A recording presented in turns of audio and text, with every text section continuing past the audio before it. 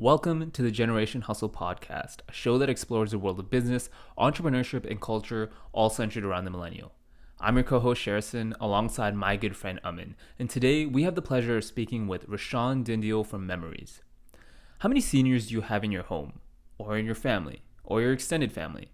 Chances are that number keeps getting larger. And the fact is, this is a case on a national scale. Seniors in Canada are a rapidly growing segment of the population. The Canadian government estimates that by 2030, seniors aged 65 and older will make up almost a quarter of the population. And as of 2018, approximately 1 in 4 Canadians aged 15 or older were caregivers to a family member or a close friend. Now, tending to the health and wellness of the aging demographic is nothing to look down on. It's a sign of respect and honor to provide for and give back to the generation that built the world that we know as today. However, being a caregiver is a full-time commitment that can be overwhelming and overshadow your own life and aspirations. Rishawn recognized the need for additional support through his grandfather, a senior with dementia. He realized that the caregiver community can be facilitated with technology, and so he set about founding Memoryz, a company that developed an AI-powered chatbot that supports loved ones with daily tasks and reduces the strain faced by family members. Think of it as a virtual personal support worker that can keep tabs in the absence of family and friends. Rishawn is currently an MD and MBA candidate, and his company has allowed him to marry his two passions, healthcare and tech, through business. We talked to Rishawn about the AI technology behind Memoryz, the future capabilities of his company, and how he manages a medical degree and an MBA while working. We're still scratching our heads at how he juggles so many tasks, so we'll just let him explain it from here. Nice to meet you both. Yeah, likewise, man. I'm Sherison. Very nice to meet you. Yes, nice to meet you. Thank you.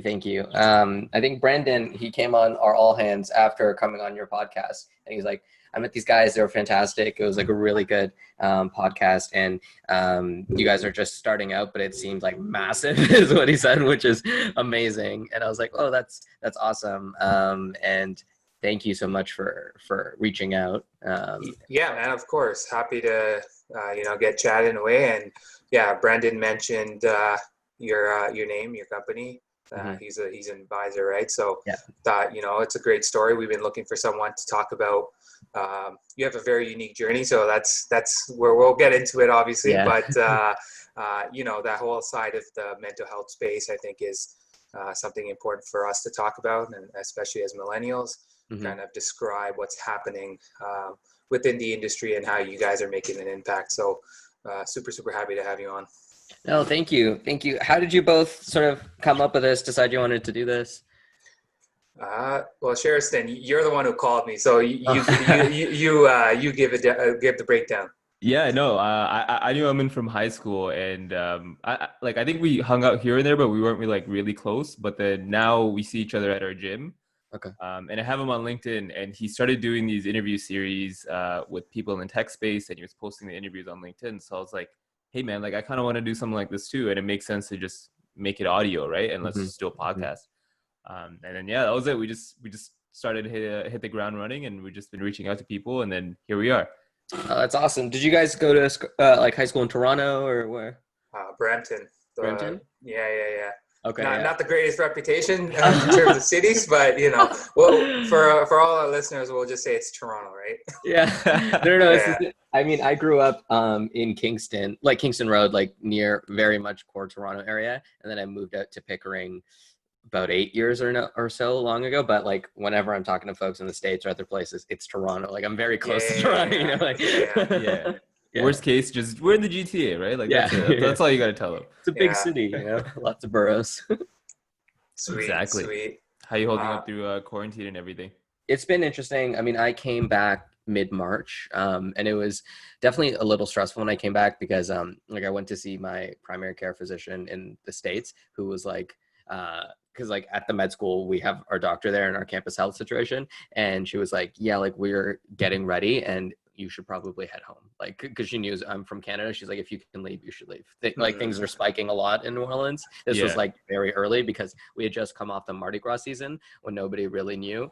And some of the earlier cases in the city were actually from then, but they were just not diagnosed correctly, or people knew about it. So it very much spiked quickly. And then Trudeau did that come back to Canada sort of announcement to people. And I'm like, that's my guy, Right. I gotta listen. Yeah, so I don't know. I've been back, and then like I am gonna go back to New Orleans on the 16th of July. I'm finishing off my MBA semester right now, my second one. Okay. Our last exam is that day, so then I'm gonna head back then.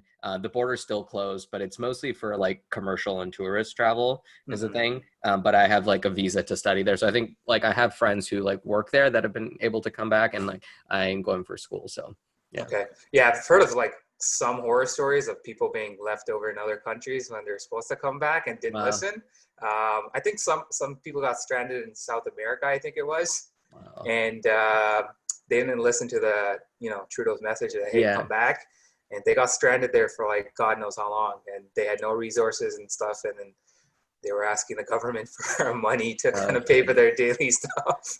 I think a lot of it too is like, I mean, I have campus health insurance, which is like nothing amazing in the States. And it's like, if I got sick, for example, that's a huge expense I'm going to have to incur to be able to get care. So just being back here, it makes a huge difference. Like my OHIP card expired because I totally forgot about that. But like, I went to see a doctor here and they're like, oh, it's fine. You know, like you have a couple months leeway. Whereas in the States, just going to the ER is like a huge expense, and it's crazy. Yeah. We as Canadians don't understand that reality. So it's kind of hard to kind of conceptualize that.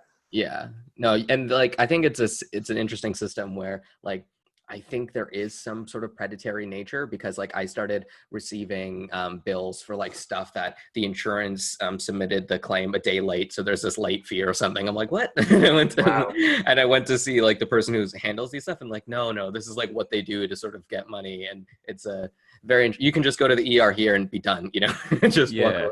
Yeah, it's weird that they even acknowledge it. Like, oh yeah, they're just trying to scam you here. Like, let me fix this for you, right? Like, oh man. Yeah, man. Yeah. So again, Rishawn, super happy to have you on. So I know you just mentioned that you're finishing up your MBA, so that is a perfect segue into our first question of the day. I mean, so I mean, give us a little walkthrough of your like personal journey. I know you're doing that dual program, master's in business, but also you're in medicine, I believe. Yeah. So like, how did you kind of fall into the path of like entrepreneurship? Because it seems like you're almost like headed down like the MD route. Yeah, for sure. It's a really interesting story. I would say it's very non-traditional. But for me in undergrad, I've always known that I wanted to be a physician. Understanding the impact I wanted to make in medicine in terms of the specialty was something that evolved as I matured and went through undergrad. Initially, it started with pediatrics. I love kids. But in terms of the Canadian healthcare system, a lot of the sort of population is moving towards an aging population for sure. There's not as much demand for pediatricians. And in undergrad, I did neuroscience, public health, and biology, and my love for the brain really grew. So I understood that I wanted to do a neurosurgical specialty as my focus. And that sort of exposed me to thinking about more places other than Canada in terms of they have a small amount of residency spots when it comes to hyper specialized fields and surgical fields. A lot of folks here have tenure, are going to be in these positions for a very long time. And there's physicians who get their training here and then end up moving to the States to do a fellowship either way. So I came upon this realization before I finished my undergrad degree that I may need to travel, but I didn't really know what that meant. When I finished undergrad, I had done a lot of the traditional pre-med stuff, which is like research and stuff while you're in school. And I wanted to have a bit of real world experience. I was looking for a job in public health to complement that other side of my degree. I was actually going to do my master's in public health. I was accepted to this is a secret that's coming out actually. I was accepted to a couple masters of public health programs, and I ended up accepting a job at Uber in the summer before I was supposed to go, or like potentially could have went. Mostly the way that I got that job is I was searching for public health, and Uber Eats came up as a food sort of search, I guess, related to nutrition. It somehow came into the window, and I went through the application process, which was very interesting for me with no business experience whatsoever. Right. It was for a sales development role or account executive role at Uber Eats at the time. I had no idea that they actually had a massive sales team before this position went like live. And a lot of folks there were part-time or contract workers, and they were making the transition of bringing folks onto full-time equivalents. So it was an interesting transition period for Uber Eats as a company, sorry. And I went through the interview process. I spoke to who ended up being my manager there, Anand Aravindan. He is a Toronto tech person. He is phenomenally intelligent, and he is skilled at business strategy. And during our interview, I think he realized that I was able to communicate that there's a lot of skills that I have that I was able to hone in during my undergrad, which is critical thinking, adapting to a situation on the spot. And I think that is what you get from an undergraduate degree. You learn how to distill the information from a situation and sort of move logically in the next step forward outside of any content. And that's what I was able to communicate. So he took a chance on me, and I'm extremely grateful for that, because going to Uber Eats was probably one of the life-changing moments for me, mostly because I had no idea of what like life was outside of science. Right. And I think right. it's just super sad in general that that's the trend, because if you look at undergrad education, sometimes their courses are like blocked at similar times. So you can choose science courses or you can choose business courses, but there's not going to be an overlap between the two. Right. So I got to go there. First week.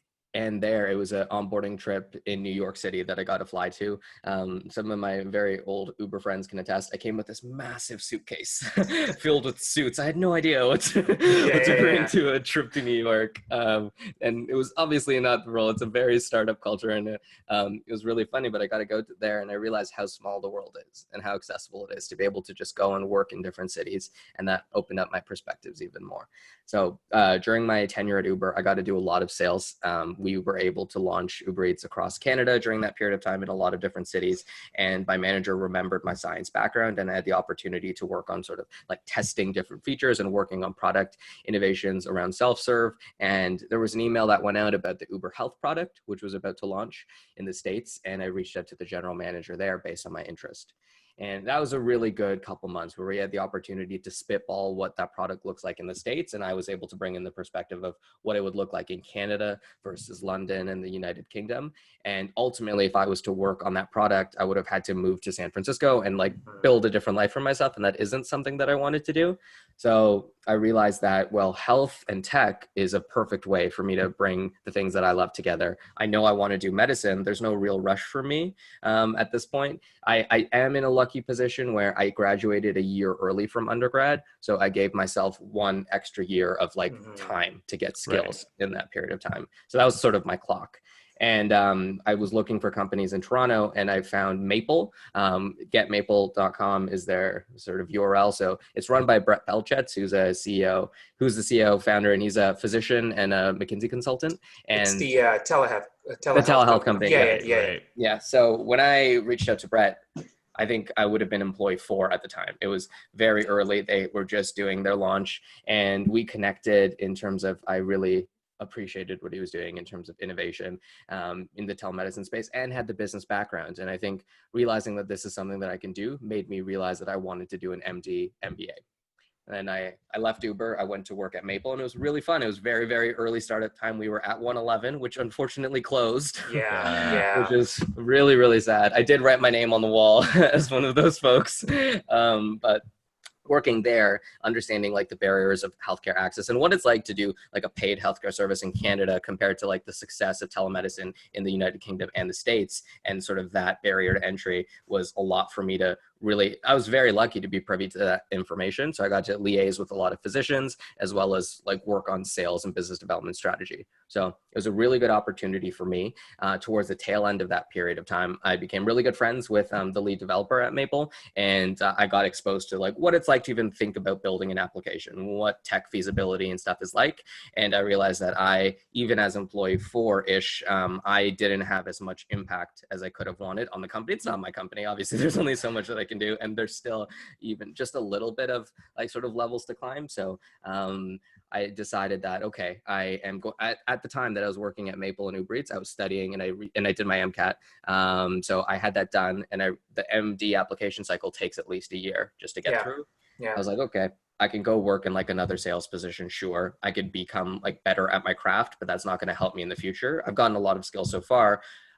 being a leader and trying to make a change and working on something that I'm interested in is something that excited me. And I thought that would be the best way for me to make an impact. And so I spent about the last 2 months of my time at Maple really just using my spare time to think through what innovations that I'd want to focus on. And a lot of the things that came back to me were personal experiences. So my grandfather, he does live with dementia, and we've been caregivers, my mom and myself and my dad, for him for most of our lives. But his dementia burden was actually very light for most of it. He had cognitive impairment, but he has about 10 other chronic diseases. So living with that, he's very independent. He lives in like downtown Toronto. Understanding how to care manage for somebody who's not there is something that has always been present on my mind. And then realizing that tech could help in any way really got me thinking towards Memoryz, and decided to take the leap and start Memoryz. Was working on that full time from May 2018 forward. And then I had the opportunity to interview at the University of Alberta for med school here, as well as Tulane. And the reason why I chose Tulane and why I think Tulane is a great program is twofold. They have a MD MBA program, which is amazing. Right. The Tulane school is a private school in the States, which is a large legacy. It's a very old med school, and there's a lot of resources in the campus, and you can see it. And it's a 4-year program. And for me, opportunity cost of spending an extra year pursuing a degree, because most MD MBAs are 5 years, is not something that I wanted to risk. That I lose out on that year of having those 2 degrees and understanding the value I can bring to any system would be gone. So it's definitely much more expensive to go to the States for school. It's a huge life shift, but it was best case scenario for me. And I've been able to use the MBA to really further Memoryz as well. So that's sort of how I got from there to here. Yeah, I think there's 2 points there that I really love. The first thing is the shift in terms of, you had that aspiration of being someone in medicine and working in the field, but, throughout just organic connection and networking, you fell into Uber, and that's where your kind of business sense and the entrepreneurial vibe kind of came out. So that's kind of what we always tell our listeners is just like, just because you're headed down one path doesn't mean that that's going to be the solution for you in the long term. And second is just the uniqueness of having an MBA and an MD and really fulfilling what you're doing right now at Memoryz. It's a really good kind of unison in terms of the 2 things marrying together. No, I mean, I appreciate that. And I think it's interesting because what you'll see a lot is physicians going back to school and getting their MBA or looking at ventures when they finish. And it's just, I mean, it's the situation, like they've practiced, they've completed their degree, and they're practicing physicians and they want to better their skills. But I think having this education from the beginning just fosters more innovation from the start and helps frame, like, as soon as you get into your first hospital, maybe you can think about integrations that you wouldn't have thought about before or ways to start companies otherwise. But there's still a lot of resistance because medicine is a traditional field. It's a research heavy field. And it's like you can be a business person or you can be a doctor who likes research. And there's a lot of disconnect between the two. And that's pushback I receive on a regular basis, whether that's from like me spending less time on research right now to work on my venture, or me not working full time on my venture and receiving pushback from potential advisors. It's like the only way to be happy is really to focus on yourself. But I would say, just to your first point, that a lot of the opportunities I've had come from the sort of the mindset of increasing your surface area for luck to happen, Right. Where you could stay in the same spot and be exposed to the same people consistently, or you can put yourself out there and network and try different things. And that's when change happens. I like that. That was a really good point. Expanding your service area to kind of just expand your reach, and then something will click, right? Mm-hmm. And it sounded like you planned that from the beginning too, especially when you had like that year buffer to kind of work with and just kind of see what you can pull from that. So I like that you have like a schedule to this almost. I'm an extremely planned individual. Even back in the day, course selections, I'd have options A through E if things would fall through, and it benefits me in terms of I always have an idea of where I'm going, but it also is it takes away some of the spontaneity of life. So it's an approach that I wouldn't always recommend for folks. There are their draws. Yeah, awesome. So you've also mentioned like the whole medical space and how it works. And I kind of wanted to bring more of an off-topic question here.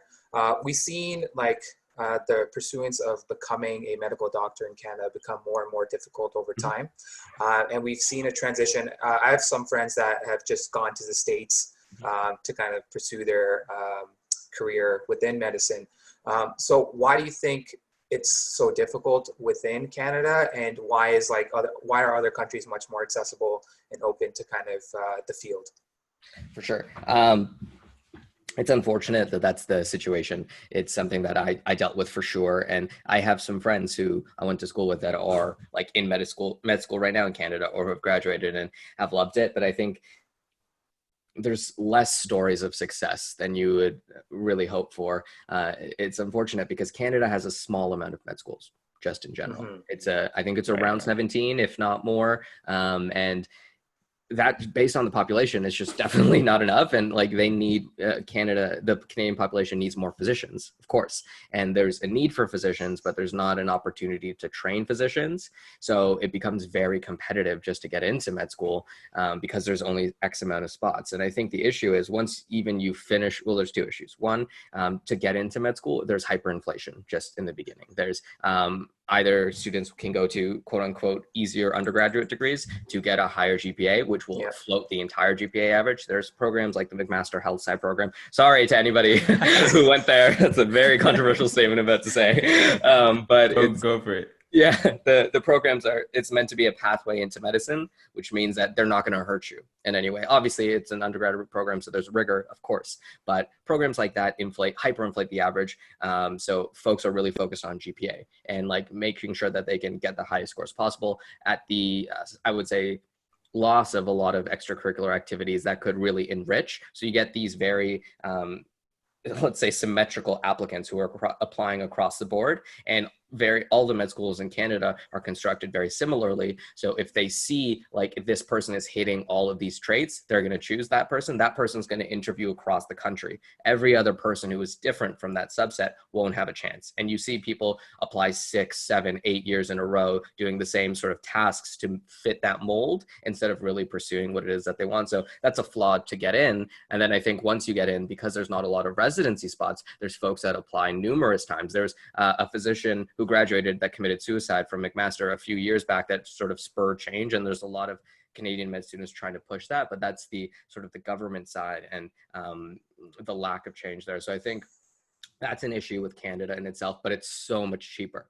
especially for Canadians. And I think finances is a huge barrier for a lot of things. Medicine it's not a very accessible field to get into, like paying for resources to study for an MCAT, paying for the application cycle and stuff. If you can save any money by trying to get into a Canadian med school, it's a huge bonus. So there's a lot of people who are getting in for sure. People do get in and they're succeeding and they're loving it, but there's a lot of folks who are also not. And then you have the US and you have different opportunities abroad. And I think it's a little tricky. One, the US is a great opportunity. It's extremely expensive is the thing to understand, especially with the conversion right now. And then if you look at international med schools, it's a great sort of story that they're selling where you can get a scholarship, for example, or you can get into a lot of these schools. But the thing that I always sort of stress to folks I talk to is quality of education is the most important thing. You're paying to be educated, especially in the field of medicine. You only have X amount of years to be a doctor. So if you are going to a place where you feel like you may not get that best opportunity, it may not be worth it, because that'll translate to your understanding of the material, how you take standardized tests, and your ability to match backwards, like into one of these countries. So yeah. I think that's really interesting because just like the transition in terms of, there's different countries, different systems, but each country has their own philosophy on how to pursue a certain, I guess, field. And I know there's been a lot of difficulty within the Canadian health space, especially recently with like wait times and stuff like that. But it's not really talked about enough. Whereas like I say, if someone from the States talked about the Canadian healthcare system, they'll think it's like the most amazing thing, just comparing it down to their system. But for students, I think we do need a change to kind of open up the accessibility for, the opportunity to have more physicians and kind of alleviate the system. But there's obviously those budgetary barriers and all those other things down the pipeline that have a huge impact on what our institutional medical healthcare system looks like. And I think this could be, this is purely speculation, but I think there's a level of risk aversion inherent with this as well. Like for Canada to, or like any province to open up a new med school, there has to be certifications. There's the LCME, which like certifies both all the North American medical schools, and it's a big process to start a med school. Whereas in the States, for example, any institution, it's the same in Canada, but because it's private and there's more money that's going into it, folks, med schools pop up all the time there, and the students take the risk. They're like, okay, it's going to take 4 years to be accredited. I'm going to take this risk and go to this med school and hope that they get accredited, and maybe I'll receive like some fee, like help in terms of paying tuition, for example, but they'll do that and means more med schools and stuff can open up and there's more opportunities. It's just taking chances, and you don't see that in Canada as much. Yeah. So I think this is kind of almost a segue. So you're now managing like your MBA, your medical degree, but you're also running a company. So how are you kind of, again, you've already mentioned that you're very organized and you kind of have things kind of set out properly, but as an entrepreneur, you know, it's really difficult. It's like almost like 2 full-time jobs usually sometimes people would say, right? So how exactly are you kind of managing that? Sure. It's very difficult. I will be fully honest. I've actually had the opportunity to speak to a couple interns, or like up and coming interns who are looking for positions at Canadian universities, who see, I mean, on paper, it looks like I'm doing a lot, which I am, but it's not illustrious in terms of it does take a toll. Like I sacrifice sleep regularly. That's something that I'm working through. I've been looking at polyphasic sleeping, for example, just to be able to break down the time that I'm losing. Not the healthiest way to do it. But that's an aside in terms of how I manage my time regularly. So what I'd be happy to say is that during undergrad, I really was able to perfect how I study, how I learn, and sort of observe information. So the amount of time that I take to study content in med school has been, I would say, reduced in terms of like the amount of studying time versus like knowledge acquisition. So I don't have to spend an entire day, for example, to get through the content that I would want to. I can hyper focus and get through things faster, and that gives me more time to work on MBA coursework as well as Memoryz coursework, or the things that I'm doing with Memoryz. The way that it works on a schedule basis for me is Tuesday nights we have our all hands, our team meetings, our management calls, and etc. So I usually have from Tuesdays from 5 p.m. forward blocked off completely for Memoryz, and then a lot of the weekend time I have to do tasks leading up to whatever it is that I need to do for Memoryz, and then I identify what stuff on my calendar is malleable that I can move around for calls, and then people on my team have access to see what's on my schedule and what we can sort of schedule around. And the other aspect is we have an extremely strong team, and I think that's been the best case scenario for me.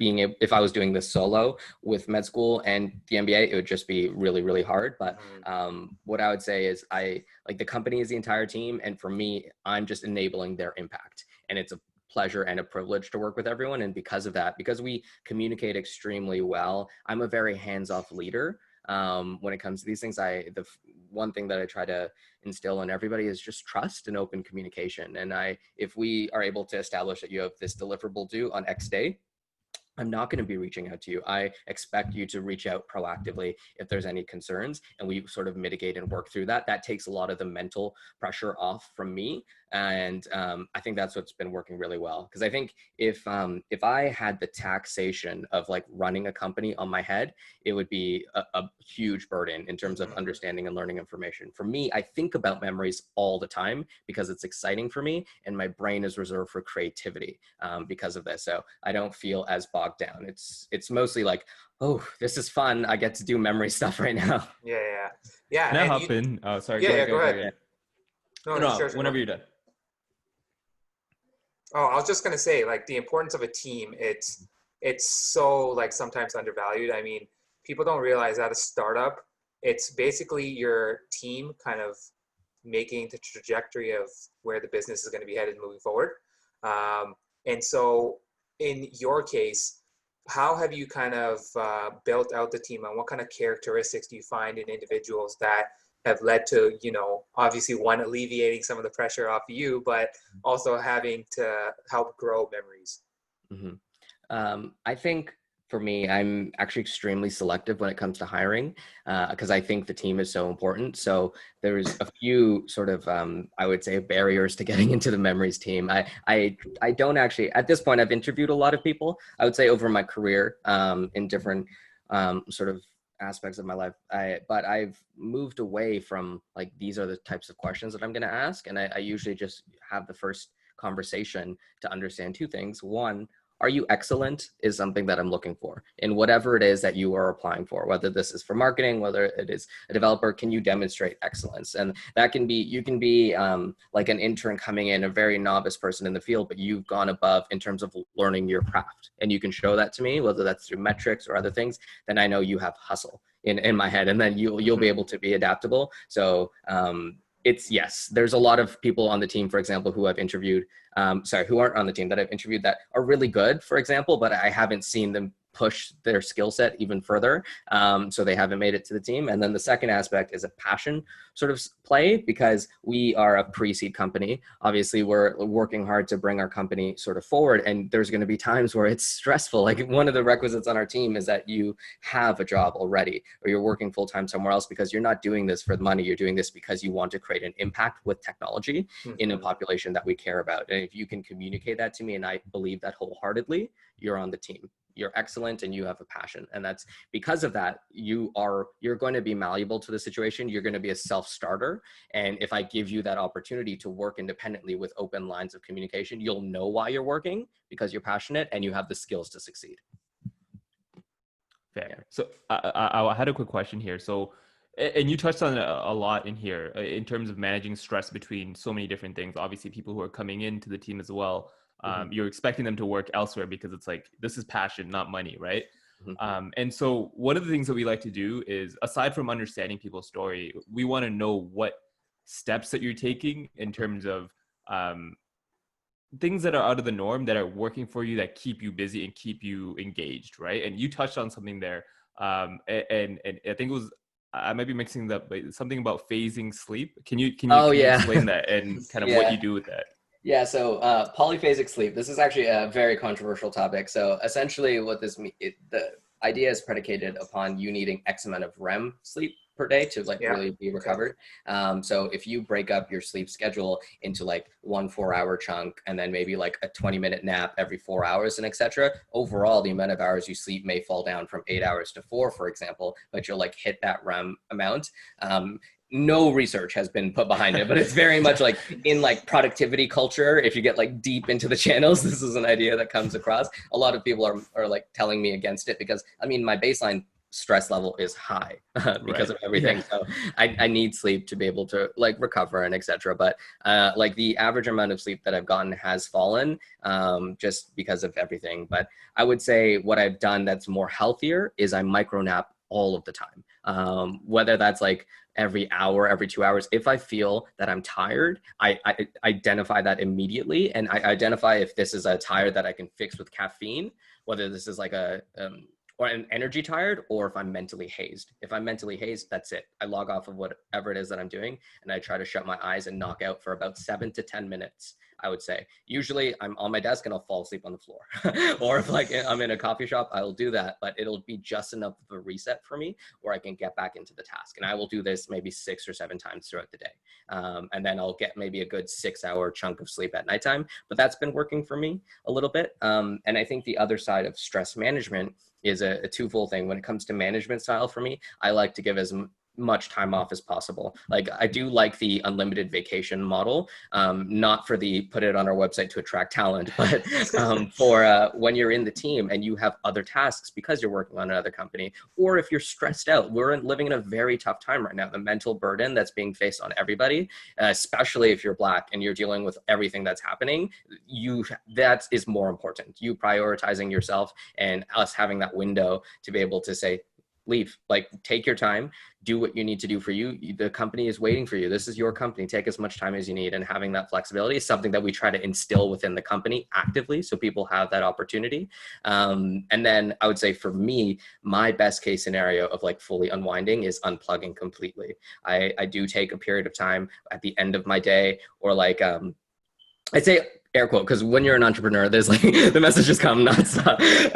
But so I try to set a hard stop for myself at any period of time where I'm taxed, and I will like unplug the Wi-Fi, or I'll leave my phone inside and I will go sit outside. and I will be with nature or something. I absolutely love silence. It's one of my favorite things. So if I can find a moment to just be there, I'll still be thinking. I think I initially was always against meditation and mindfulness because I couldn't control my brain. And I've decided that I'm not going to like use that as a barrier anymore. I'm going to understand that I just need a quiet place for me to think and reflect, and it's going to happen, but I need to be alone. It needs to be silent. So that's what I try to do for myself. Fair, fair. You have a very scientific approach to this, but that's also the type of answer I expect from an MD.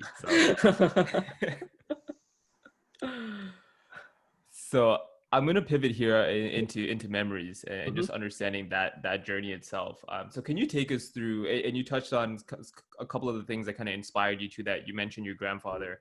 And can you kind of take us through that journey of what really made you like bring you to this idea of this concept, and then kind of your typical journey through that, like on a daily basis? Sure. So for me, a lot of it was task management and understanding if like my grandfather completed his medications for the day or if he made it to his appointment, etc. There's been times where he's had a cell phone, where he hasn't, where he's been using home phone, for example, just depending on what makes the most sense for him. So having visibility was something that I lacked. And unless I was like physically there, I didn't have a lot of access into that information. So a lot of the caregiver interface for Memoryz is focused on inputting activities, whether that's going to a doctor's appointment, taking a walk, taking a medication, or whatever it is that's in their schedule, inputting that so it's pushed to the individual, and as soon as that task is completed or not, you get a notification directly to your phone. That's best case scenario for me. I have my phone with me always. A notification is better than a call in terms of being able to have visibility. So that was just high level what I wanted to do for the caregiver. I had the opportunity through talking to Fod, the lead developer at Maple at the time, and other folks about the joys of working with a chatbot and understanding how that can be a really great way to nudge conversation and to have consistent communication that doesn't get taxed. So and by that, I mean, like for those living with dementia or any memory impairments, as they progress, you see a lot of repetitive conversations happening a lot, which is expected. But I think an individual has a threshold of how much they can communicate something similarly, whereas a bot can have a repetitive conversation. It can provide as much support as needed throughout the day, and it can learn from that. It can sort of weight these occurrences, that this is a conversation that happens every day and it brings joy. I will adapt to this situation and maybe ask this question to prompt this flow of information throughout, and realizing that like using prompted conversation through a chatbot, like these are the options that you can click, is an easier way, an interface in terms of typing instead of typing for a mobile application, because the biggest barrier for any population with memory impairment is using a device. So I think the chatbot is the easiest way to interact with a mobile phone, and it's very easily exportable. So moving with Twilio in the future for like a more basic smart or like text message approach, and moving that bot to voice is something that I saw immediately in terms of long-term vision of Memoryz. So V1 was focused on transparency for the caregivers and an easy interface for communication for care receivers, and then we'll go from there. Fair. And what's been like the feedback from your clientele dealing with this bot? And I ask that because I think generally when we say, hey, we're talking to a bot, it's like, that's not a good thing, right? Yep. But in this circumstance, obviously it's more of a helpful manner. But what I want to understand is, like, from the consumer side, how are they viewing speaking to this bot? Like, are they viewing it in the same manner that like we would? So everything changes when it comes to how we communicate that. So that's something that we did an initial survey session with Alzheimer's Toronto, where we went in and we talked using tech lingo. This made no sense. We like all of the information on our site, for example, it's Iris is our name of our bot, and it's your personal memory assistant and it's companion. And the way that we communicate that outside of like, this is a chatbot, this is text-based communication, is different, because that's just a more digestible way. Instead of using words like patient, we use care receiver and other ways just to make things more, I would say, understanding. And now in terms of the conversations that I've had, a lot of them have been with caregivers. We've been doing a lot of caregiver interviews. And what we found is that having these resources put together into one place, activity reminders, understanding like reporting and things are being done instead of it being disparate applications into one source, is a value add for them. And what we've seen in terms of like the bot usage and accessibility, it's very variable. And this is something that we expected, because it's going to have the most impact for those with early cognitive impairment and those who are living with some function. But dementia, it's an umbrella term. There's lots of diseases that live under that, and the spectrum of symptomology changes with individuals. So I've spoken with caregivers who've said that their father used their like laptop for like online games a year ago and now can barely interact with a similar interface. So what we're focusing on right now is, unfortunately, it has to be a little targeted on those individuals who have some function to use the bot, but we want to escalate this as quickly as possible to have a robust offering to maybe we'll hack together a voice option very quickly just so that we can get some feedback on there, or just a text only option so that we can do that. Okay. So on that note, like, can you walk me through like a typical patient caregiver journey? So assuming I have a mental illness and I approach the company, like, what is that journey like for me? Sure. So let's say I'm the caregiver for you in this situation. So we would both download the application. An easy way to identify it is similar to Uber, where there's a rider interface, a driver feeding into the same backend. So you would have access to the application, I would as well, and we would just see different things. So for me, I would see an opportunity to input activities, input all the things on your schedule, share photos, create a photo album for whenever you're missing me to be able to access. I push all that information into Memoryz. You start getting notifications throughout the day. It's time for me to get to my appointment. Oh, it's noon. I need to take my med in half an hour. Okay, I need to take it in 15 minutes. Did I take it? Yes or no? No, I didn't. Let me alert my caregiver, and etc. So that's the notification side. And then twice a day, you'll get a message from Iris. Hey, how are you doing today? And we have a couple flows, understanding if you're feeling happy, sad, if you're lonely, if you're missing your loved one. And then we can either share a gift to make you laugh. We can share photos from the caregivers that they inputted. You can call your loved one immediately. We're actually looking at incorporating music as well from this amazing organization, Chords for a Cause. They do dementia specific music that's just meant to be a little easier to listen to, and they have a really good approach for that. But all these value adds that we can add to you in terms of the mood check-in, and then understanding how you're feeling in that period of time, and then reporting that backwards to the caregiver. And that's sort of what happens on an everyday basis. And then you get a report, the caregiver gets a report, we see this is how I fared in my day, and then we can visualize trends. What you'll see in Alzheimer's and dementia is outside of the memory and cognitive impairment, depression and apathy is something that's faced, and it's very hard to tell. And it's a lot of the symptoms can be masked. So we want to understand mood at a basic level. And then as we iterate and we see trends, we add more features. That's Memoryz on a day-to-day. Fair. That's like that was such a holistic approach to creating essentially your best friend that's like reaching out to you every day to be like, hey, how are you doing? Hey, did you do this? Did you do that? Right. So yeah. I like that step-by-step process to it. Thank you. That's what we were hoping for. And I think that's really important in helping to manage your mental health with one another. And that's something that we see on socials all the time, right? It's like, hey, reach out to your loved ones, just if it's just to say, hey, what's up? Like, what's going on, right? So I think that really breaks it down. Like Iris really breaks it down into that whole package of, hey, these are the steps that we need to take on a daily basis. Let's just automate this. Yeah. So outside of that, what other tips do you provide, whether to your clientele or just anyone that you speak to about your company in terms of taking care of your mental health? Yeah, so no, I would say we have two cruxes of Memoryz. What I would say is the caregiver application and the care receiver, and what that actually means to our company is huge. So the long-term vision for Memoryz for care receivers, individuals living with the disease, is to provide as much support as possible through technology. Best ways to improve quality of life, whether that's using an API to access food delivery long-term, or listening to music, or anything that we can do to make your life better. That's for the individual living with the disease. However, caregivers are also similar ultimate importance to us because of the burden that they're facing. So all the caregivers that I communicate with and that we do on a company basis regularly, they face burnout extensively. It's a physical burnout, it's a mental burnout, and it's financial. There's having to take care of a loved one. It's this dual role strain where you're a care provider and you are a family member. So some folks, for example, find it difficult to communicate with, like, this is my mom. No, this is an individual. This is an adult that I need to take care of. Okay, maybe I need to take on an extra job to be able to pay for this. Maybe I'm at work and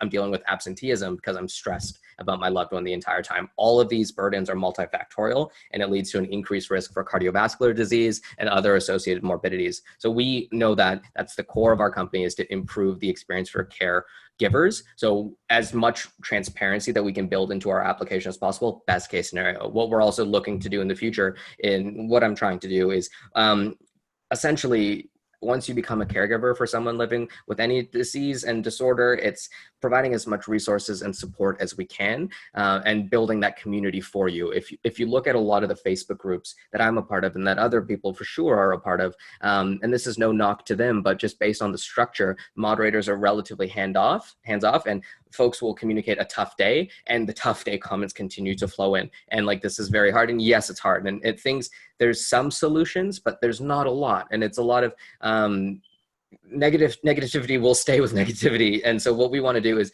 to sort of take a different approach where you're a caregiver for somebody. Amazing. We have like 15 other caregivers who also really have some helpful tips that they've developed while they were a caregiver. We can share this with you immediately. Wow, you've been caregiving for 100 hours. Here's a badge. You are skilled at being a caregiver. For the next wave of caregivers coming in, can you mentor them? Can you support them? It provides some gamification almost to a system that's just very taxing on an individual to encourage continued use. And we think that'll provide a positive sort of aspect to the caregiving experience, because ultimately I see the company as a sort of Google Alphabet model, where I'm passionate about dementia because of a personal experience, but we're building scalable tech that's for chronic disease management and caregivers of all sort of backgrounds and experiences. So if we can perfect what we're doing with Memoryz and then start applying this to different verticals, we build this large caregiver community. And I think sorry for this rambling answer, but I think the other aspect is there's so many great like nonprofits and organizations of folks who've been working in this space for a really long time that don't have tech access and haven't been able to make that impact.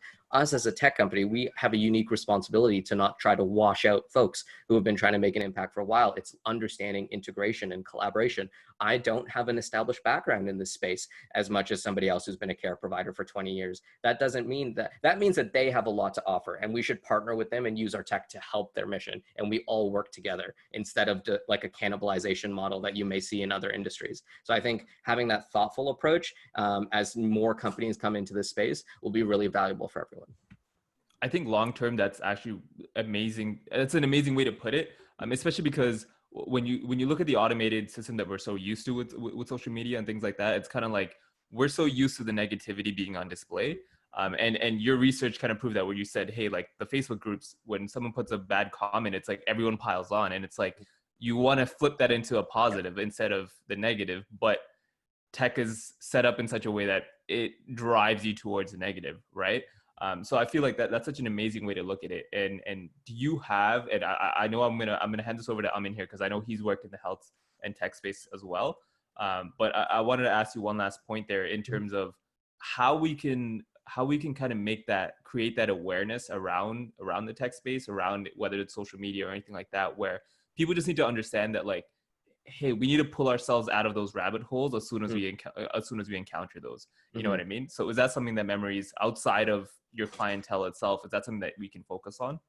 Yeah, I think that's a fantastic question. And I think that's something that we are actively trying to figure out, how we can do that across our channels, what we're doing on the social side. So our solution for this is outside of our tech, I would say. What we are trying to build as a company is an open space for caregivers of all walks of life to be able to share their stories in a positive way, that we bring that forward. And there can be struggles. There are struggles, but it's understanding that there's struggles that we will support you through. Not there's these, like, I have the struggle, 20 other people have the struggle, and we're not going to make it forward to the next day. That's not the approach that we want to have. So what we're doing is co-marketing initiatives with a lot of micro influencers across the board, whether they're caregivers or whether they represent different organizations, to share their stories, to build this platform where people can across the board communicate what they're experiencing and sort of move that forward. That's what I'd like to do. And instead of having these conversations be very disparate in small channels, by having an open space that we are actively moderating, in the sense that we're not filtering, we are pushing content in the way. I think the best way to do this is to provide as many examples as possible at the baseline of what it is that we're trying to do, instead of you posted this, we're going to delete this. No, it's showing through action what it is that we're trying to do. And I think if you look at examples from other industries, the uptick of Some Good News from John Krasinski immediately after one episode and the impact that made, people are craving that sort of positivity. It's something that you don't get to see, unfortunately. And it's a lot of what you're saying is that I spoke to a caregiver last week who said that I used to go to social media for an escape, and it's just very tough to go there now. And that's sad. And if we can provide more positive experiences through that and learn from something like Some Good News and other things, then I think that's the steps that we need to take as an industry. For sure. Super important. Super important.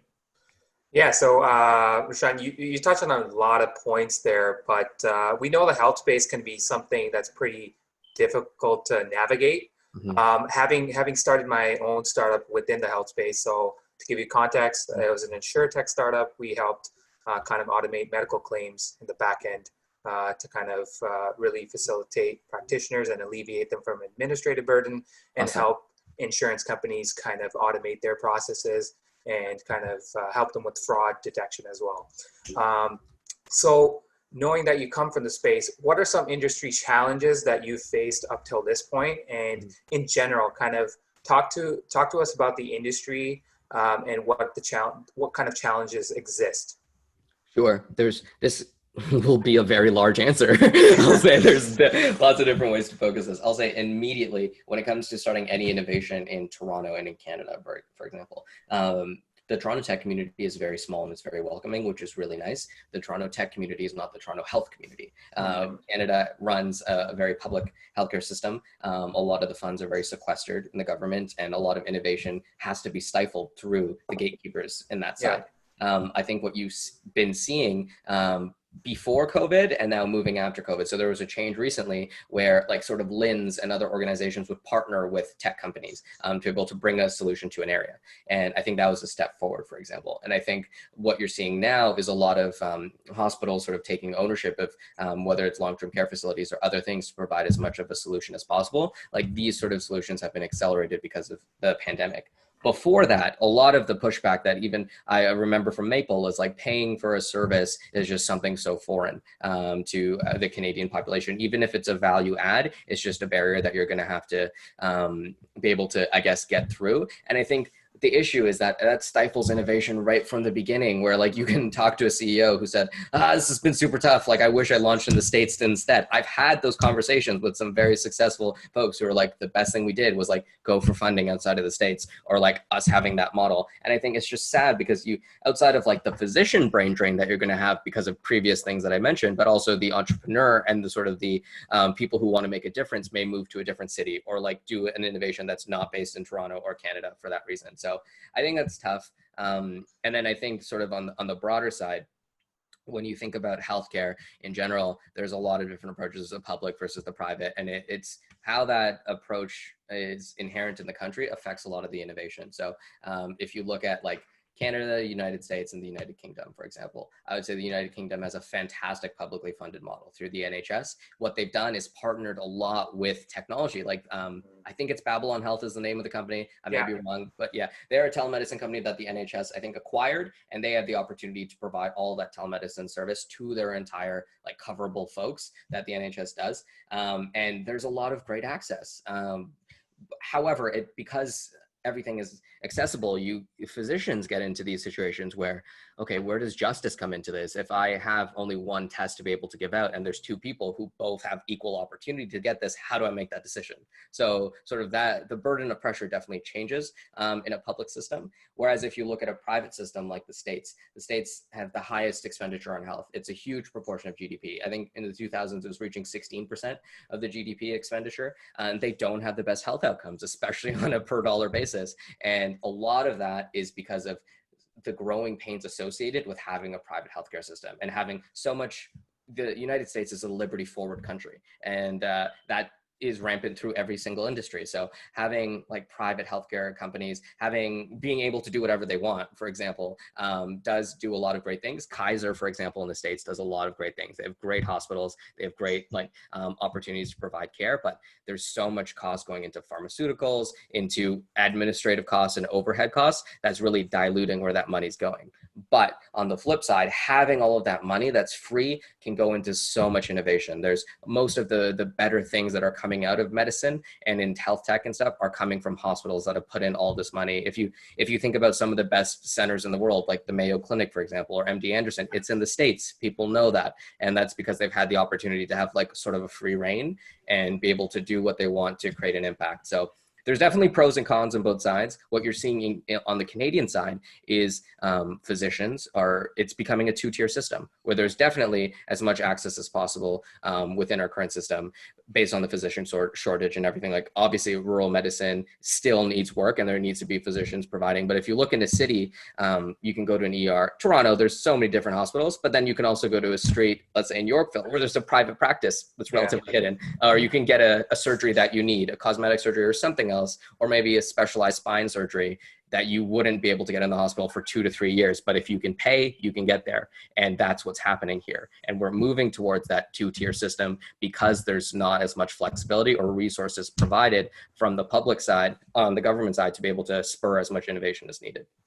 Yeah, and I think just with your last comment there, that brings us to the perfect segue. So my next question actually was like, how can governments and organizations kind of help spur more innovation and adoption of new tech within healthcare? Because I know in Canada we have that issue of public healthcare, and it kind of I guess eliminates some of the innovation that we can actually implement. I know in our case, when we were building out our startup, we tried to build it out in Canada, but we had so much difficulty given all the regulations, even in the insurance industry. And then as soon as we started looking in the US, it opened up a lot of doors. So what can you elaborate on that? For sure. And I think a lot of it's risk, and it's like these regulations that they have implored, and this can be controversial, but I think it's understanding that you may need to scale back some of these things in a productive way. Perhaps you have an opportunity, different think tanks established that the government is funding, where they provide some funding to be able to spur some folks out of undergrad who want to be able to try to build something, but they don't have 30 grand to build a HIPAA compliant platform, for example, or PHIPAA in Canada. That shouldn't be the only barrier. They should have a free space. And I think that's what a lot of what the government needs to do. It needs to partner with organizations who will support that and give them a space to work through ideas. And if it works, great. We're gonna support you. We're gonna help you get to a place where we're regulatory safe, I guess is the term I would say, but it gives them that opportunity from the beginning. And I think the other side is just collaborating with the different resources and community members that are out there. If you look at the Long-Term Care Association, for example, the OLTCA puts out a report every year about this is the current state of affairs. One, there's nowhere near enough facilities. There's so many people that are having to age in place because there's not enough. And all of their reports are a call to action. Please help us. We need tech. Any other ways? These are the things that could help us. So that gets dispersed. Okay, first of all, not every health tech entrepreneur is going to see that report. No, you're going to have to know somebody in the healthcare system. You're going to have to understand long-term care just to be able to get access to that, which is a barrier because tech and health is staying so disparate. And I think the other side of that is, okay, the long-term care facilities need help. We as a government should support that. We don't have the tech, for example. We maybe don't have the innovation, but we have the money. Let's build a fund. Let's do something to be able to help make a solution instead of just saying this is a problem. Let's sit with the problem and see what happens. Yeah, and I think that's the thing. We really need a conversation point with these organizations, with the government, to kind of really unite and kind of also create. But the context there is sometimes technology might create some more difficulties within the system. And a lot of people don't realize the infrastructure that our health system has is quite outdated, but at the same time, it kind of works, I would say.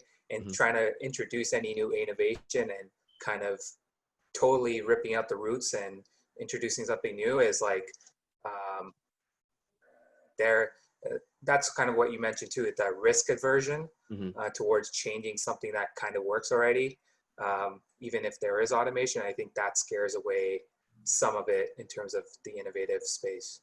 Yeah, and I think the other thing that I'm happy that I didn't forget to say is that technology isn't the solution, isn't the sole solution, because technology is a fantastic way to move the dial forward, but tech is not accessible to everybody.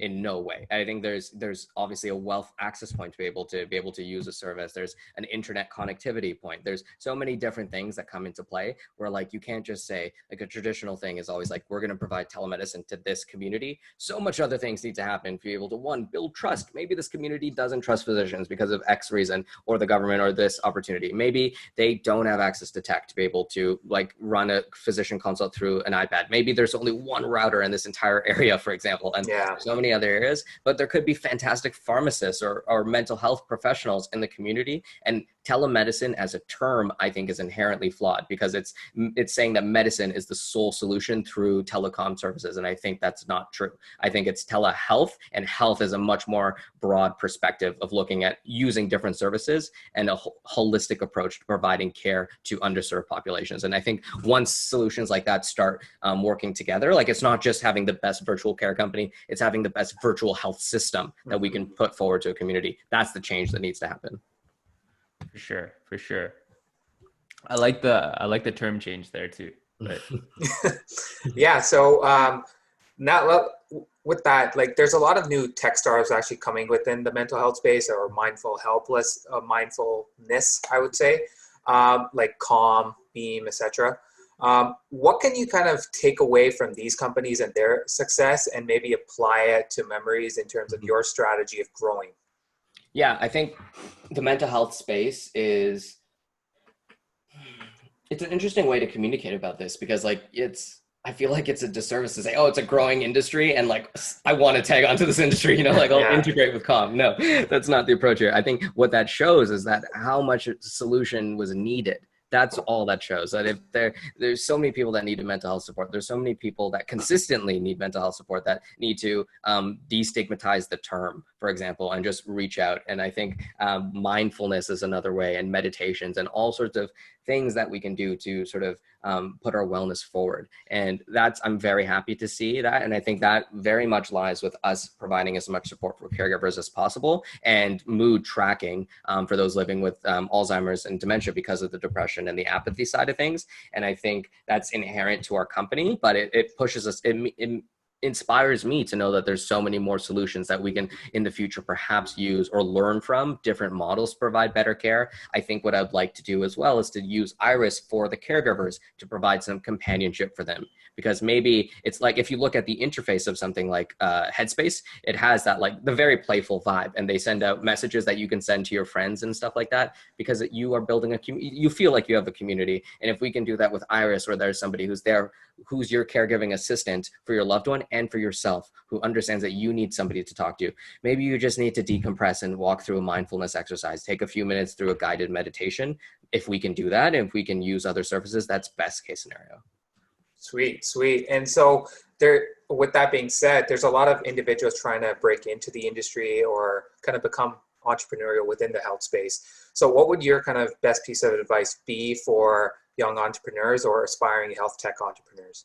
I think what you'll see in like any business or entrepreneurial publication is like, start with the problem first, is what they say. Like, don't look like I want to do this and I'm going to find something to do. That's all like good and jolly. I think for sure that's fantastic advice. I think I forgot the name of the company, but there's like a Toronto health tech startup that they knew that they had tech talent and that they wanted to do something. And they went to go live in long-term care facilities for like different weeks and stuff like that. And they realized that the issue was bedwetting that was having, and they built like a detector or a pad that's like replaceable so that they can identify that. And that was just a problem that they identified by like living in that situation. It's a fantastic model what they did, but obviously that like takes a lot of dedication and being able to do that. I think if you're interested in health tech, you need to realize you need to understand why you're interested in health tech. Why are you interested in medicine? Why are you interested in tech right from the beginning? A lot of folks move into medicine because it's what their family's interested in, or it's the prestige associated with the field,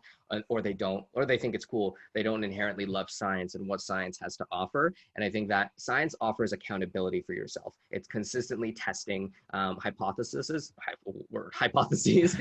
be able to ensure the validity of that, and realizing that there's fallibility and continuing to move forward in a field. It's promising that you are going to get better every day. That's what health is, and medicine, and understanding why you're doing that, why you want to get better. Is there a purpose that you're trying to solve?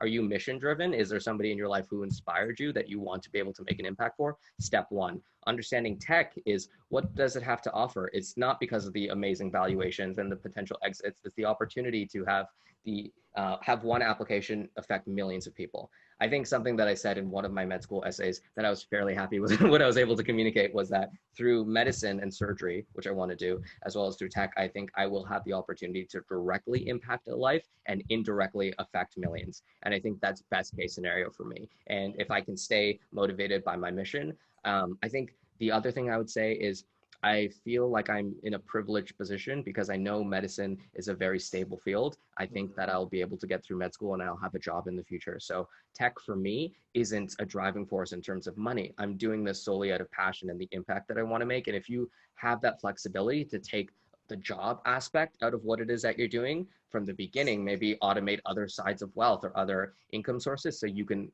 think creatively, you have a lot more opportunity to create impact. So I think for anybody who's coming into schooling or moving into the field, you have to understand your own narrative and the forces that influence that. Once you have that understanding, you will be broadly adaptable to be able to work at Uber or work in another place and know what it is that you're trying to get from this and where you're going to go. And if you discover that later, you essentially lose a lot of the years where you could have been moving towards that path. That was a great summary. Yeah, that was a great summary. I think that's powerful too. That whole idea of passion. So even like coming from my background, I'm in finance. So when my friends ask me why I started like a health tech or insurtech startup out of the blue, it really came from my personal experience. Like my cousin's a physician, and so he was dealing with these administrative things on a day-to-day basis. And one day he just talked to me. He's like, "Dude, I spent like 10 hours doing this week. Like that takes away from my service time to help patients." And I'm like, isn't there any like automated way like to, do this? He's like, there are like systems, but they're like kind of outdated and they're like really hard to use. So I'm like, okay, like I like tech. Maybe there's something I could build out. So I just reached out to a couple friends and they instantly saw the value in it. And then we started testing out with multiple physicians. So I think to your point is, with any entrepreneurial venture, you have to understand the actual use case or the actual problem again. But you actually have to kind of test the hypothesis out initially to see if there's long-term value in the actual solution that you're kind of wanting to bring out to market. Absolutely. Wow. I want to pivot here into kind of what's been going on right now, obviously with coronavirus and everything like that.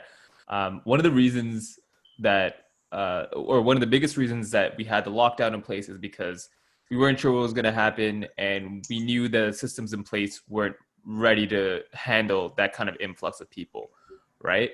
And like I'm just looking at some of one of the stats here in Canada and the US, about the population of people over 65 is about to double in the next 15 years or so.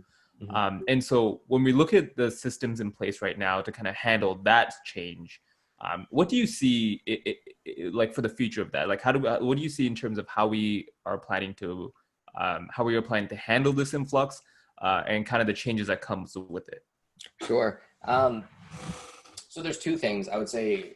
What I hope to happen, I'll talk about, and then what is we will experience. So, I mean, the elderly population right now, it's a huge, and I'm using the term burden in terms of fiscal, and so it's a very large burden, and it becomes a huge part of the GDP expense of healthcare, and I think it's going to continue to increase. We have a higher quality of life in the developed countries, and because of that, you have a longer life expectancy, and this is just what's going to happen. There's going to be more chronic diseases because of that. There's going to be more incidences of things like Alzheimer's and dementia and others, and there's going to be people who will be needing support from the government in terms of funding and care, and that's going to continue no matter what. So and I think, so that's baseline what's going to happen. The amount of if we have 100% of our funding, it's going to double in terms of with the population. That will for sure happen. Now, how we mitigate the actual toll that takes on spending in other places has a lot to do with what I hope will happen. And that's hospitals becoming centers of excellence where they're solely focused on operating procedures and things that need to be done in a hyper specialized way.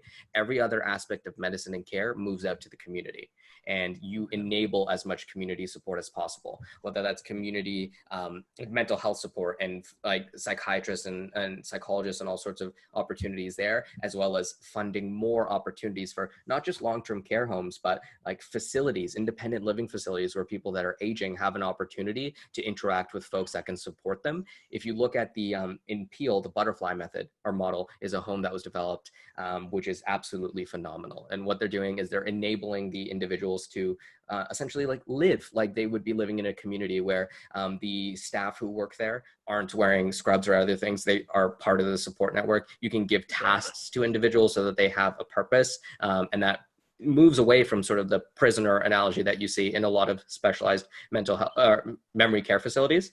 So, and because there's just so much of a need for long-term care facilities, it's building out more of those, yes, but it's not just long-term care, it's everything leading up to that. Because what that'll do for all of those people who are forced to age in place and the caregivers who are taking on all that burden, this gives them an opportunity to have somewhere where their loved one can live and get as much support as possible. And all of the expense that goes towards like an emergency care facility, for example, or ERs and hospitals, which are expensive, you can really mitigate a lot with prevention. So if you start to integrate things like as many healthcare apps as possible, if you move towards that, you provide patients with as much information. If you look at a service like .health, which is a fantastic Toronto startup, they are already integrating with services like Maple to provide telemedicine, but they're making this health data consumer accessible outside of the hospital. Then you can track that. Then you can understand, okay, I'm not feeling well. I'm going to go reach out to my physician, maybe get a med earlier than having an acute flare up and needing to go to the hospital, and that being an expense already applied to this aging population. So if we hyper specialize the hospital into the center of excellence and decentralize everything else and enable as much user driven healthcare as possible, it's the way to mitigate this expense that will happen to the GDP because of the aging population. And why do you say that you don't see that happening? Like you had a yeah. hopeful situation and a reality situation? I would like to see that happen. I would say that would be best case scenario. It is a lofty goal, and I think you need buy-in from the start. That's the thing. This has to be an initiative that starts from the top and distills down, and then it'll happen. If there's a lot of disparate voices, if it's solely me, for example, saying this or other folks, then not a lot of change will happen. So one of two things, a lot of people will start to think similarly. Obviously, I don't have a solution. Like maybe this isn't the best way, but thinking of other ways, that'll bring the information up. Or if there's somebody who is very much innovative forward, who's moving into a larger position in the government that has the opportunity to redefine how we provide care, that's when you'll see a change. So a lot of steps need to happen because this is a rethinking, which is why I proceeded haphazardly, but I would hope that this would happen. There's more room for something like this to happen in the States, perhaps in one state where they do this as a model, because they have the money, they can really explore and run an experiment. And if this is great, they can apply it across other things. It's a little harder here. For sure. Yeah. And so that's kind of like the healthcare side of it. And maybe to kind of switch a little bit and go into the kind of retail side of it. And you touched on it a little bit to say that Canada is kind of gradually headed toward that two-tier system. So maybe you did touch a little bit on it, but how do you think this is going to affect the retail side of it? Do you think we're kind of going to switch into kind of the US model that we're seeing? Yeah, I think people will start to shop for healthcare, especially if here's the thing. If the population is doubling and that population is living in the hospital, there's X amount of space left in the hospital. There's X amount of physicians available to provide care, and there's only X amount of nurses able to work in an ER, do other things, for example. So if you need care immediately and you can afford it, you're going to leave. You're going to go anywhere else. You can go to like Yorkville and purchase a procedure, or you can go down to the States or something like that. So what you'll see is that, and what you'll see is physicians that are taxed, that like want to do more specialized things or want flexibility. They've dedicated their lives to providing as much care. They spent a lot of money on debt financing for their school, and they want to, finally open up this private practice and maybe work as a physician for 3 to 4 days a week and create as much impact as possible, and maybe do health tech investing or something else. I'm speaking to what I'd like to do. But that I think is what you'll see, because physicians need autonomy, and it's unfortunate if the systems aren't in place to be able to mitigate something like that happening.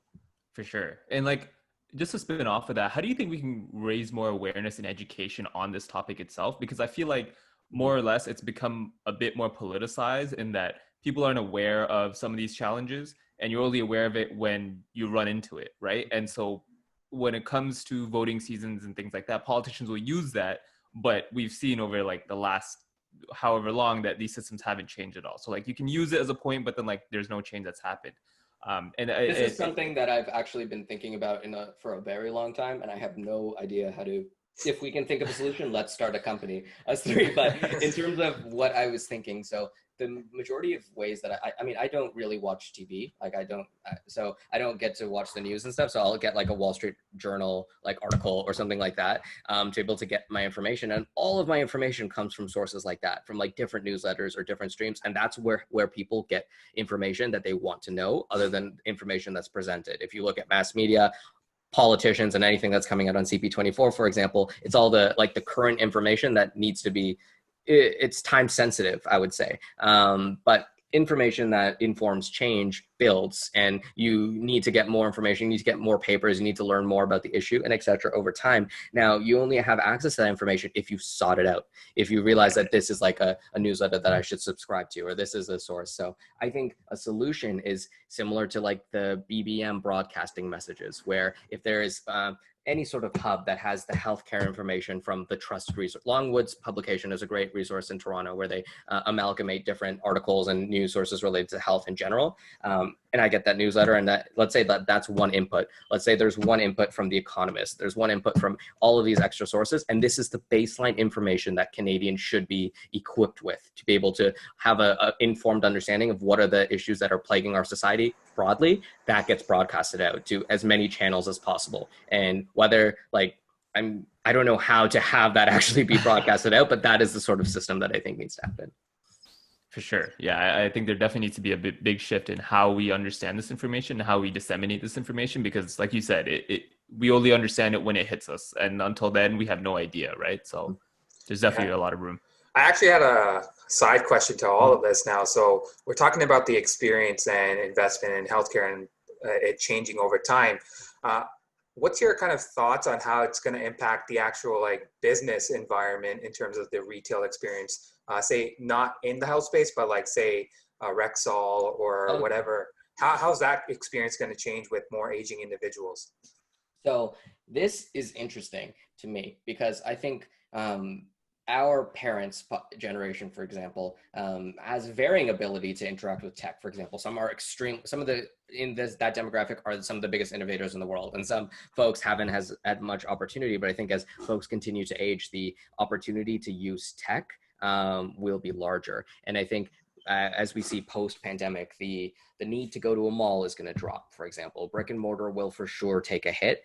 You're starting to see startups that are working on like pharmaceutical delivery and other things. There's a couple great companies in the States that do that. But I think the way that retail will shift is, so right now you can ask Alexa, for example, to like order you paper towel, for example, right? That's using Amazon. What if you can ask Alexa to go to Zara and get me that medium-sized sweater in purple, for example? I think so the UI/UX accessibility around retail will shift, and it needs to shift to be able to, because like, for example, elderly populations are still big consumers and big spenders. And if you look at very like long-term sustainable channels, like the shopping channel, for example, that's an institution, it presents the material in a way that will interact with that audience very well. And they know that approach and they've perfected that. This sort of understanding needs to be shifted to retail to accelerate their move towards digital in an accessible way. You can't just have a website. That's not enough. That's not cutting edge, and that's not going to support an aging population who perhaps only has a tablet and doesn't have the dexterity to go through all these different tabs. So how you present what it is that you're offering will need to change, and the companies that do that in an innovative way will be the retail stars. Right. I want to ask a question that I don't mean to get you into any kind of trouble. I feel like I've already gotten myself. But we love controversy. We love controversy. I love risk. So, well, I think listen, I get it. There's a lot of opportunity, right? And your company has an amazing position to kind of help so many lives with that. And that's ideally what we want with what we can do with tech. But we have to understand that there are risks involved when we're incorporating technology. And so one of the biggest kind of issues that we're having right now is privacy laws, right? Data privacy. And so when you're integrating tech into the health space, what kind of dangers are you foreseeing, or should we be looking at? And not to say that, this is going to be a doomsday situation, but there's things that we should be aware of so that we can address them before it becomes an issue.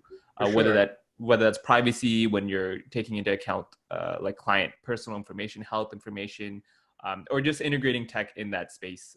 What kind of issues do you think we're going to run into here?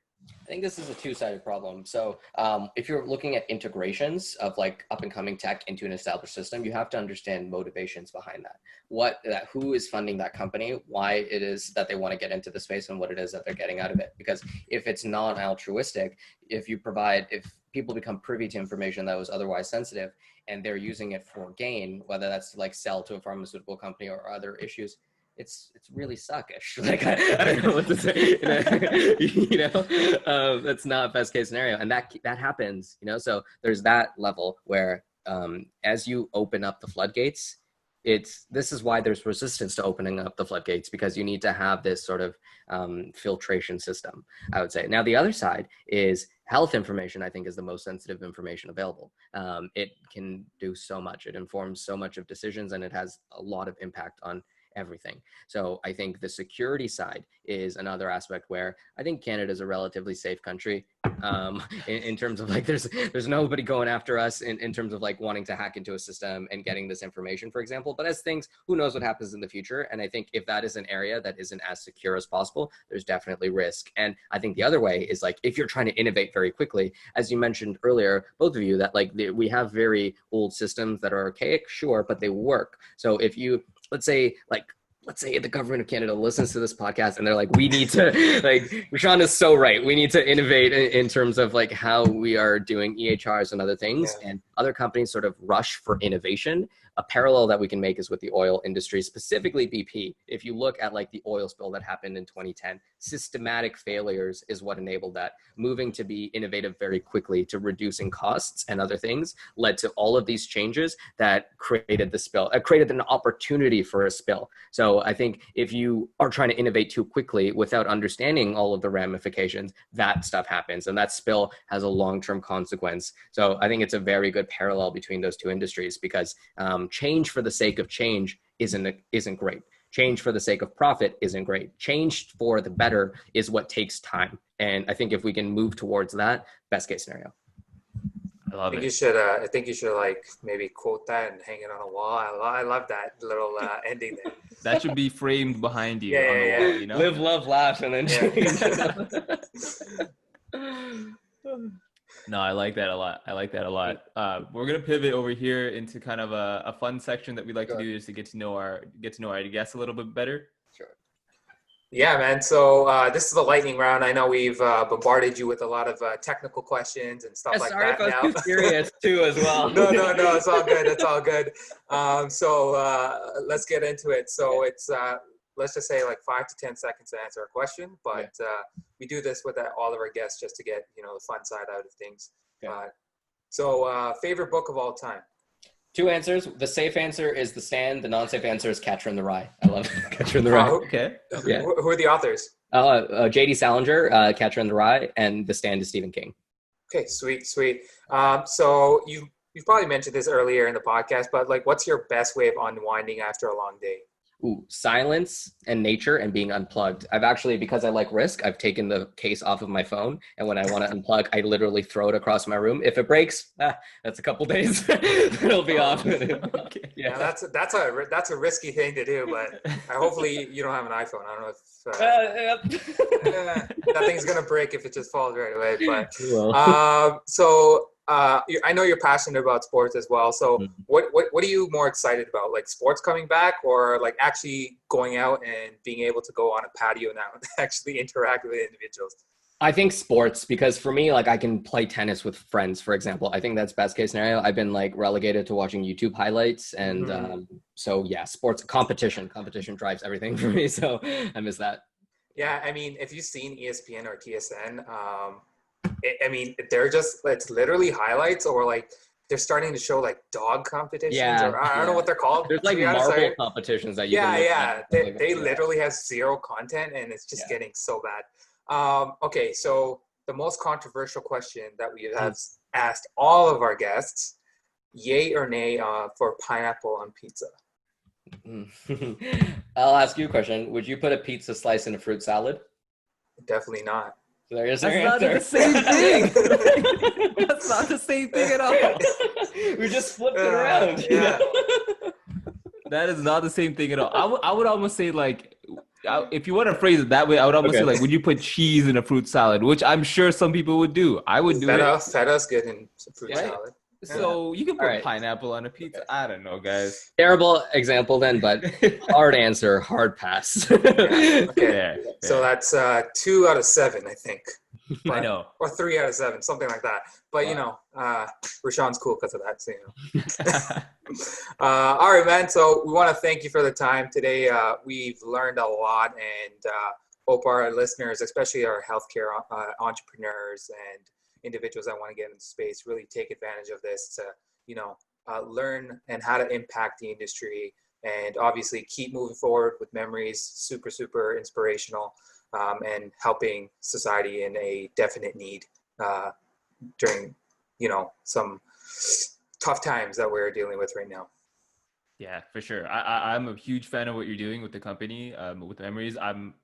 When I learned about it, like before this podcast and I was doing research, I was like, this is amazing.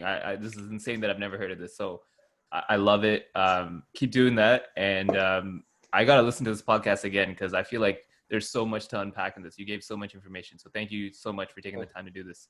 Thank you both. I really appreciate it. I appreciate the platform to be able to have this conversation. Hopefully there was a lot of value add. I like to talk. So otherwise, I really appreciate the time. Thank you both.